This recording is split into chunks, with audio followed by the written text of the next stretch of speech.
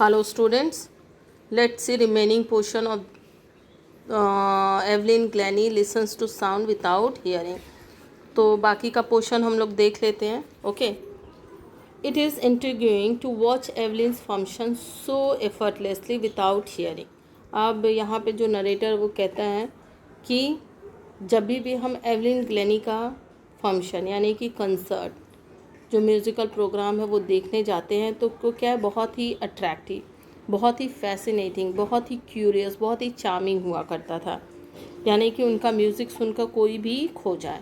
In our 2 hours discussion she never missed a word. Man with bushy beards give me trouble. अब यहाँ पे जो narrator वो बताते हैं कि मैंने उनका 2 घंटे तक इंटरव्यू लिया या फिर हम दोनों में कन्वर्सेशन हुआ है, डिस्कशन हुआ, लेकिन in spite of her deafness उन्होंने कभी एक वर्ड भी मिस नहीं किया. कहने का मतलब है कि वो सब कुछ क्लियरली सुनती थी और क्लियरली उन्होंने स्ट्रेट फॉरवर्ड सारी चीज़ों का जवाब दिया. लेकिन यहाँ पे उन्होंने एक चीज़ बताया, man with bushy beards give me trouble she laughed. और तब वो ये कहते हुए हंसने लगती हैं कि जिन आदमियों के बहुत ज़्यादा घनी घनी मूछें होती हैं, बहुत दाढ़ी वाड़ी होती है, वो मुझे थोड़ा सा ट्रबल देते हैं. किस बात का ट्रबल देते हैं? उनके फेशियल एक्सप्रेशन, उनकी लिप रीडिंग करने में उन्हें क्या होती है, परेशानी होती है. Okay. It is not just watching the lips, it's the whole face, specially the eyes.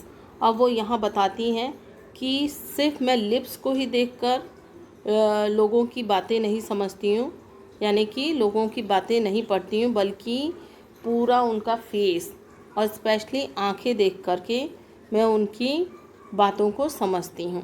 She speaks flawlessly with a Scottish lilt.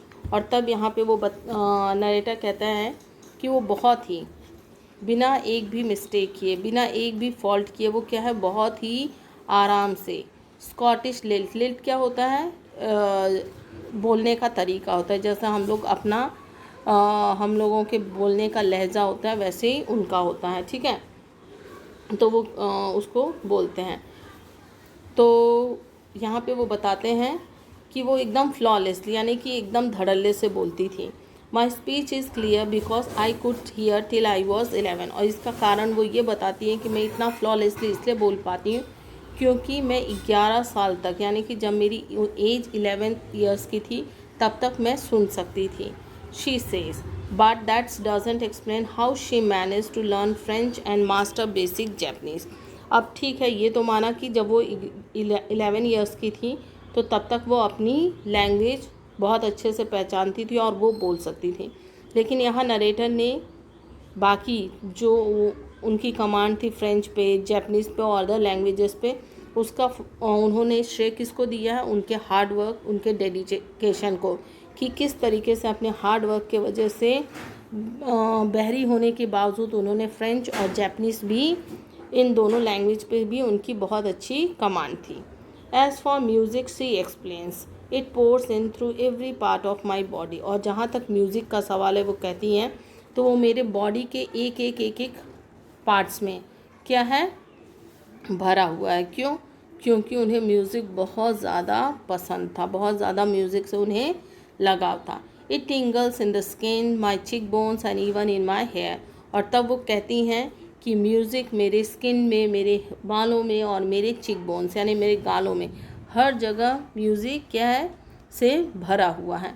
When she plays the xylophone, she can sense the sound passing up the stick into her fingertips और tips. और जब भी वो xylophone, क्योंकि आपने देखा होगा कि ज़ाइलोफ़ोन क्या होता है, वुडन स्ट्रिप से बना होता है और उसको बजाया जाता है. ठीक है. तो वो कहती हैं कि जब मैं उसको बजाती हूँ तो जो स्टिक है, स्टिक से के थ्रू जो वाइब्रेशन है वो मेरी उंगलियों के टिप से लेकर के मेरे हाथों तक में पहुँचते थे, और जिससे मुझे क्या है, पता चल जाता था कि इसे किस तरीके से बजाना हो, और किस तरीके से बजाऊंगी तो अलग अलग तरीके के नोट्स या ट्यून्स उसमें से निकलेंगे. By leaning against the drums she can feel the resonance flowing into her body. और जब भी वो ड्रम बजाती थी तो वो क्या करती थी, ड्रम के ऊपर थोड़ा सा झुक जाती थी. लीन मीन्स झुकना. Okay.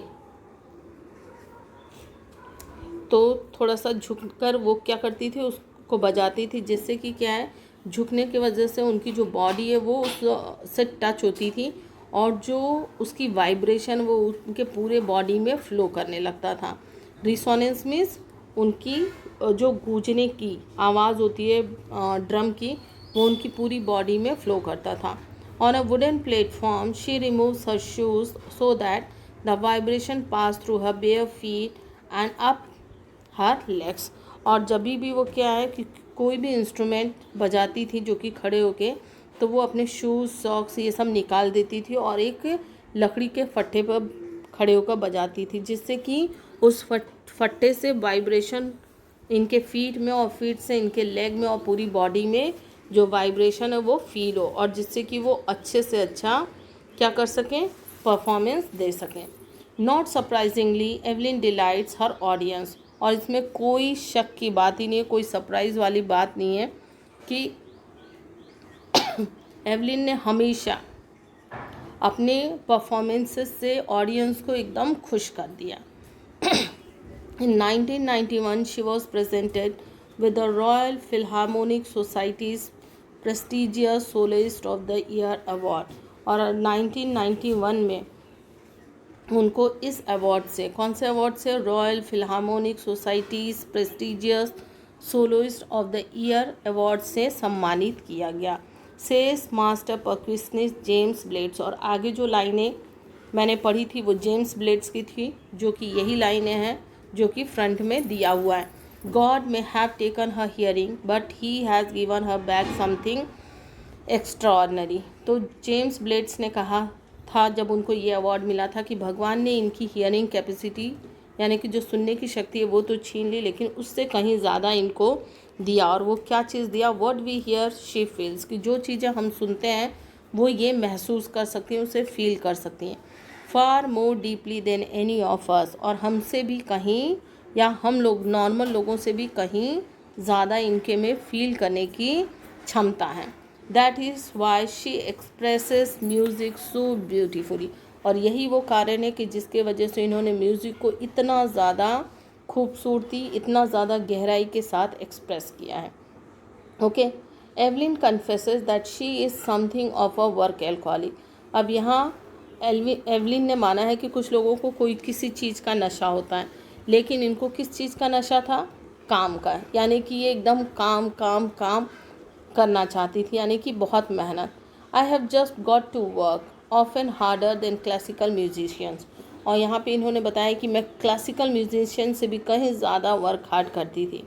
But the rewards are enormous, लेकिन बदले में जो मुझे, उसके बदले में जो तारीफ, जो नेम फेम, शोहरत, इज्जत, ये जो मिला वो कहीं बढ़ के था।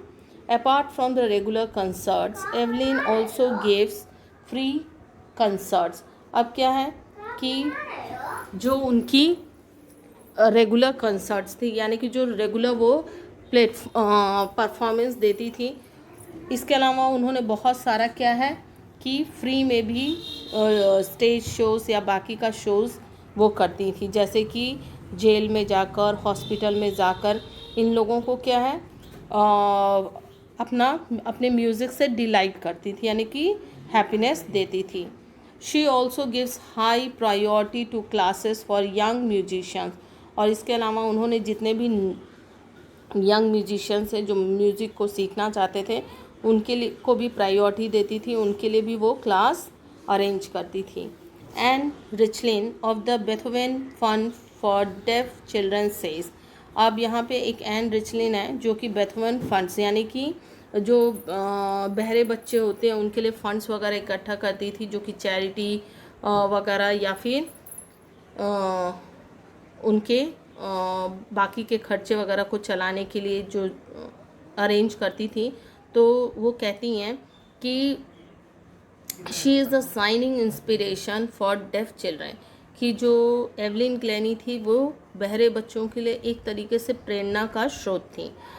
दे see that there is nowhere that they can not go. और उनको देखकर बाकी के बच्चे बहुत ज़्यादा मोटिवेट, बहुत ज़्यादा इंस्पायर होते थे कि ऐसा कोई फील्ड नहीं है जहाँ पे वो बच्चे नहीं जा सकते। और ये सब किसके वजह से था, एवलिन ग्लैनी के वजह से था। Evelyn Glennie has already accomplished more than most people twice her age। और एवलिन ग्लैनी ने वो चीज़ें हासिल कर ली थी उतनी कम एज में जो कि उनके दुगने उम्र के लोग अचीव या हासिल नहीं कर पाते थे। She has brought percussion to the front of the orchestra. और आपको पता है कि एवलिन ग्लैनी ही वो थी जिन्होंने ऑर्केस्ट्रा में क्या है, जो इतने भी म्यूजिशियन थे सबसे ज़्यादा मान सम्मान किसको मिलता था, या तो डांसर को या फिर सिंगर को। लेकिन इन्होंने क्या किया कि म्यूज़िकल इंस्ट्रूमेंट्स को स्टेज पर लेकर आई, फ्रंट में लेकर आई, जिससे लोग उसे भी देख सके, अप्रिशिएट कर सके, एंजॉय कर सके। And demonstrated that it can be very moving. और तब उन्होंने क्या किया, स्टेज पे उन सारी चीज़ों को डिमॉन्स्ट्रेट किया और जो कि बहुत ज़्यादा ही हार्ट टचिंग था। She has given inspiration to those who are handicapped. और एवलिन ग्लैनी उन सारे फिज़िकली डिसेबल लोगों के लिए एक मोटिवेशनल थी, इंस्पिरेशन थी।